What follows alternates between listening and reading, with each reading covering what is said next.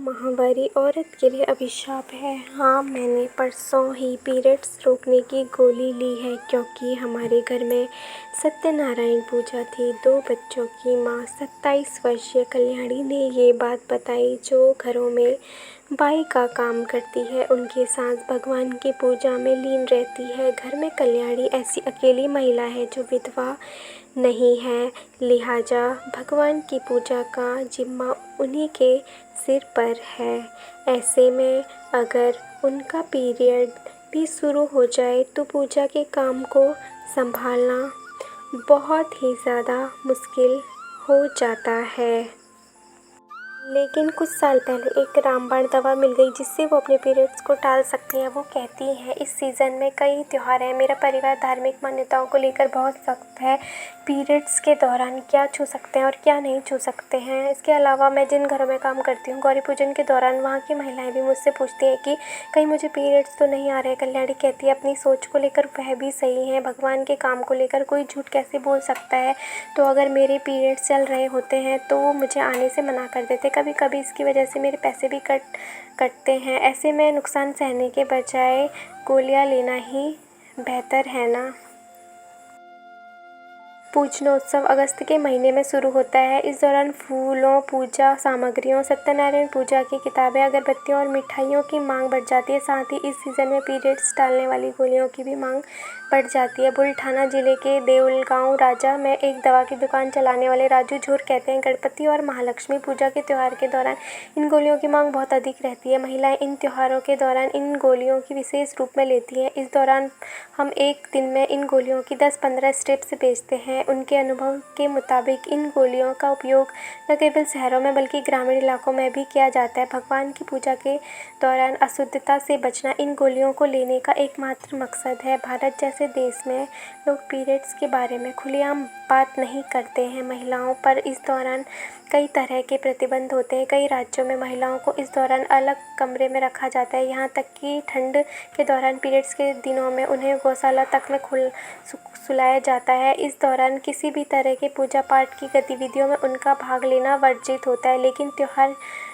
की सभी आवश्यक तैयारी का जिम्मा तो घर की औरतों के ऊपर ही होता है। और ऐसे में अगर पीरियड शुरू हो जाए तो ये सब काम कौन करेगा। और यही विज्ञान उनकी मदद को आगे आया। इन गोलियों के जरिए अब महिलाएं भी धार्मिक पूजा पाठ में शामिल हो सकती हैं। राजू झुझोर कहते हैं, महिलाएं दवा की पर्ची के बगैर ये गोलियां खरीदने हमारे पास आती हैं। आमतौर पर वो इन गोलियों को लेने से पहले किसी डॉक्टर से सलाह नहीं लेती। उनके घर में जब भी कोई धार्मिक अनुष्ठान होते हैं वो इन दवाइयों को लेना नहीं भूलती। अमूमन 3 गोलियां काफ़ी होती है, लेकिन इन दिनों महिलाएं एक साथ 6-7 गोलियां खरीदती हैं।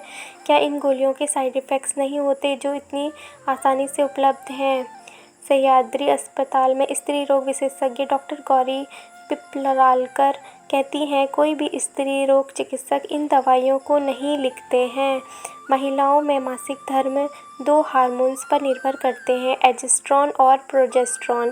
पीरियड्स को टालने के लिए इन हार्मोन्स की गोलियां लेनी होती हैं, यानी कि ये गोलियां आपके हार्मोन साइकिल को प्रभावित करती हैं। अगर कोई इन हार्मोन्स को भारी मात्रा में लगातार लेता है तो इससे ब्रेन स्ट्रोक, लकवा, मिर्गी के दौरे आ सकते हैं। हमें ऐसे कई मामले मिले हैं। महिलाएं 10-15 दिनों तक ये गोलियां लेती हैं और ये इन हार्मोन्स की बड़ी मात्रा है। इसके बहुत गंभीर परिणाम हो सकते हैं। डॉक्टर गौरी के मुताबिक महिलाएं इन दवाइयों को लेने से पहले डॉक्टर से सलाह नहीं लेती। वो कहती हैं, ये गोलियां दुकानों में आसानी से उपलब्ध हैं। यही कारण है कि महिलाओं को जब लगता है कि ये गोलियां लेनी चाहिए वो ले लेती हैं।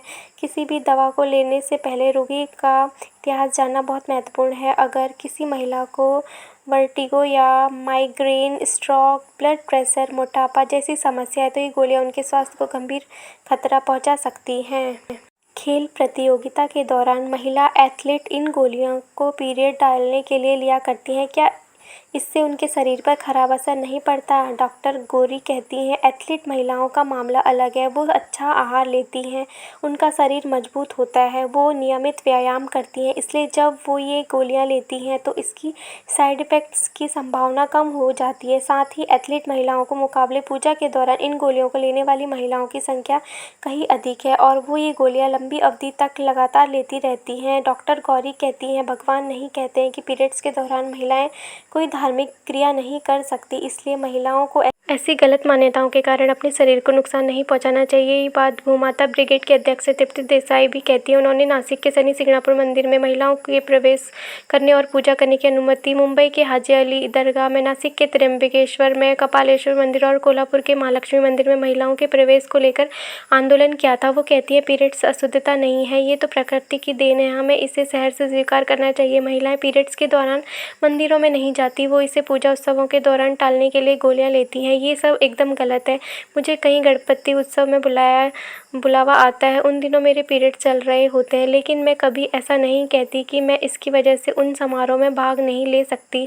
हमें समाज में चल रही इस तरह की गलत प्रथाओं को रोकना होगा। धर्मशास्त्र में ये कहीं नहीं लिखा है कि महिलाएं पीरियड्स के दौरान पूजा नहीं कर सकती। पंचांग बनाने वाले डी.के. सुमन कहते हैं, धर्मशास्त्र में कहीं ये नहीं लिखा हुआ है कि महिलाएं पीरियड्स के दौरान कोई धार्मिक कार्य नहीं कर सकती। पहले के ज़माने में पीरियड्स से गुजर रही महिला को घर के एक कोने में बैठा दिया जाता था। इसके पीछे उद्देश्य ये था कि इस दौरान उन्हें आराम मिल सके और साथ ही उनकी सफाई का पूरा ख्याल रखा जा सके। वो कहते हैं, लेकिन आज के दौर में इसकी ज़रूरत नहीं है। मानिए कोई महिला किसी घर में अकेली रह रही हो और उसे पीरियड शुरू हो जाए, तो क्या वो नैवेद्य भगवान का प्रसाद के लिए कुछ पकाएगी नहीं?